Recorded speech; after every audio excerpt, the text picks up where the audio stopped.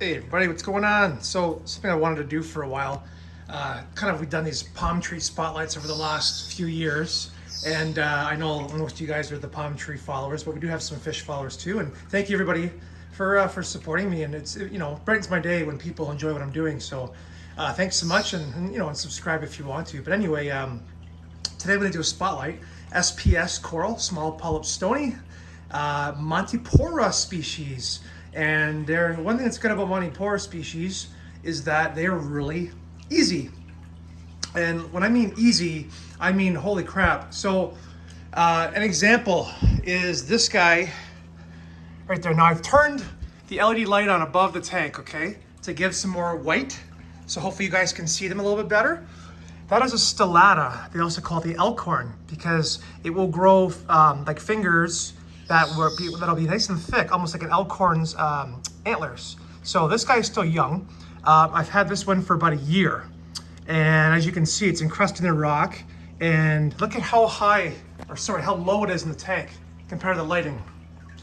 So it is not getting anywhere near the par that it really needs. However, it doesn't care. And I actually grew this thing in my Fluval 13.5 under white light for like a year, not even, maybe 9 months. Didn't even care, just grew slower. So once I put it in under these better lights, things started to look a lot better. So anyway, beautiful coral, works really well. And then if you take a little piece off right there, so that little finger stick kind of growing out of there, you take that off, put it on a frag plug, and 3 months later, look what you got. You already have an encrusting frag plug, and then a tip broke off there, as you can see, and I just glued it in. So that whole spot there is going to encrust as well, and it's at the bottom of the tank. Look at this. The other one I have here, Mystic Sunset. Probably not a good spot for it if the zoas do sting. Montiporas lose battles when it comes to coral warfare.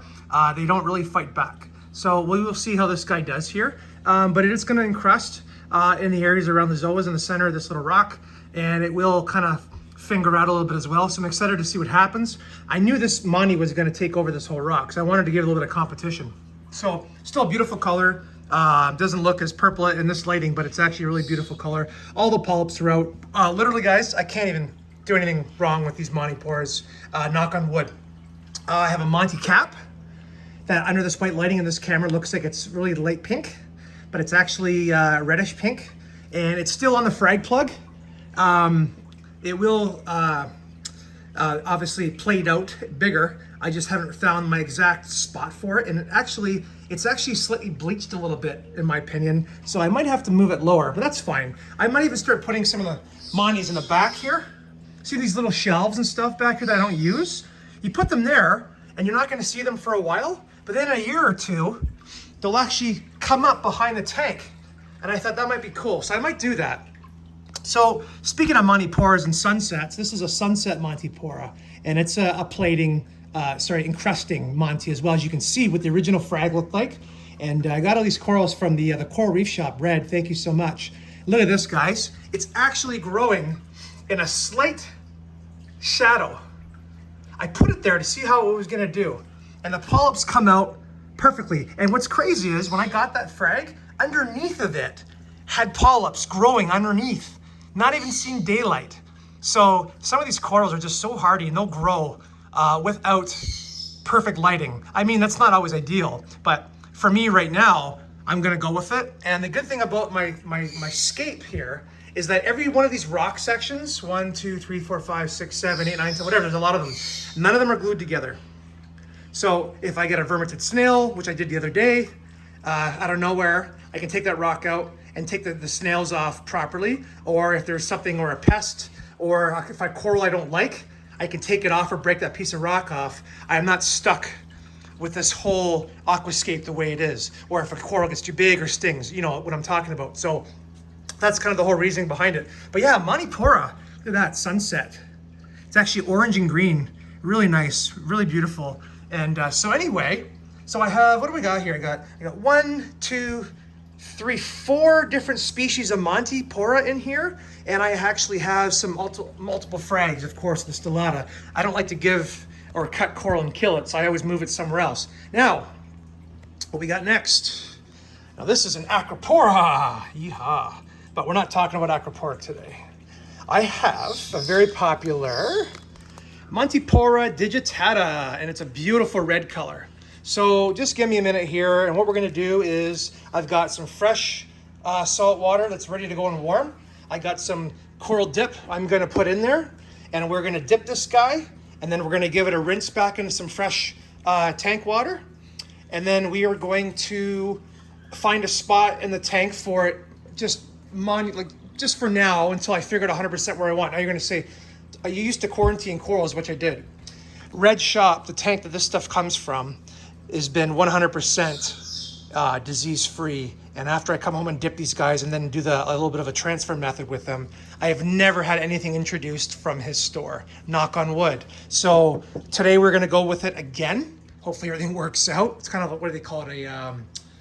There's a name for it, but anyway, otherwise I would normally have a tank set up for quarantine, but my wife's due to have a baby any minute now, so I don't want to have another tank. So anyway, we're gonna get this guy dipped, and we're gonna show you what we got.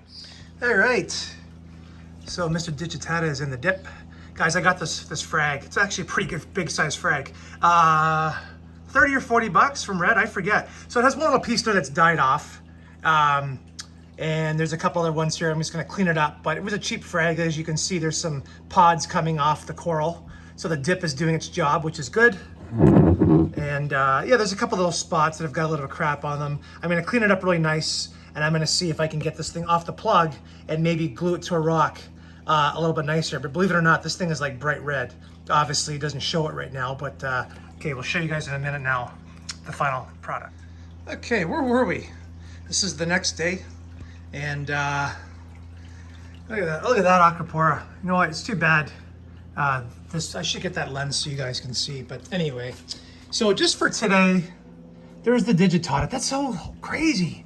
Okay, this coral, guys, under my lighting for my eye, is red and a little bit of pink. And on camera, it is like dark blue. But anyway, all the polyps are out. It's doing fantastic. So I just put it there for now. I have not got the final resting spot of it yet, but it's happy and everything's out. So that's great. That's good.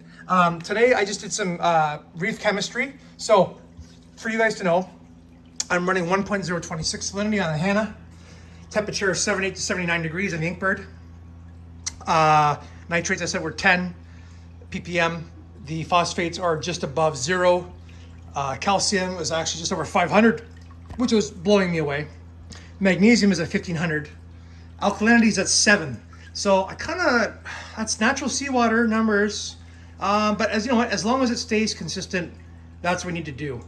And what else are we forgetting here? Shoot. Anyway, the numbers are not too bad. Calcium 500, magnesium 1500. So not too bad. So we're pretty good and consistent. These corals, I mean, you know, there's a lot of coral in here. There's probably 40 corals. But SPS wise, we have some Montiporas in that one Acropora. We don't have a huge draw of calcium, magnesium, and trace elements. I'm doing a water change every week to 2 weeks, depending on the nutrients and the test levels. So keeping it pretty simple. So anyway, this video was about Montipora. And so all I can say is that I've never had a Montipora die, knock on wood. So that's fantastic. That just proves to you, and I mean, they were in here when this system was brand new. But when I say brand new, I mean I had some live rock in there already that was established and some other corals. And as they've done a lot of research, they say that coral in the tank, along with the fish, release, you know, your nitrates, your phosphates. Obviously, fish waste helps with food and you know, nutrients. And that the coral also release things into the water that help to establish an ecosystem. So this is why I guess now when I bring home an Acropora like this guy right here, which is beautiful, it's doing pretty good. And I'm gonna adjust it. I just wanted to get it acclimated. But anyway, Montipora again, getting off topic. So, digitata, beautiful. Can't wait to branch this some more. I'm gonna find a spot for it. But yeah, you guys have any questions? I mean, this is like a real, you know, backyard mom and pa style reef tank. This isn't Reef Builders, who I love, or the Reef Geeks, or Reef Dorks, the Reef Dude, all these guys, you know, awesome people. Coralfish 12G, I love all their channels. This is just me at home having a beer on a Friday. Wife's due to have a baby any minute. you know, and I come down here on a Friday night, have a couple beers, excuse me, and play with my reef tank. So we have not lost anything in months. So obviously we're doing something right. So we're going to try to keep these numbers consistent, and we're going to go from there. The flow, the lighting. The only thing we might do is we might make a lighting change. We might drop these more. I do not have a par meter, however, I can get one, and we will draw on that subject a little bit later. Anyway, guys, Montipora, a fantastic SPS coral that grows really well, especially for beginners. As long as you have a system that has some length of time on it and it's cycled and you've got fish, you know, and bacteria, I think they're going to do okay for you. And as long as you have some decent lighting and you have a half a brain on what to do, I can't see having any problems with them. You know, look at that. It's amazing. Can't wait till it encrusts differently. Anyway, guys, have a great weekend. And we'll continue to do some more of these like mom and pop coral spotlights. Hope you guys have a great weekend.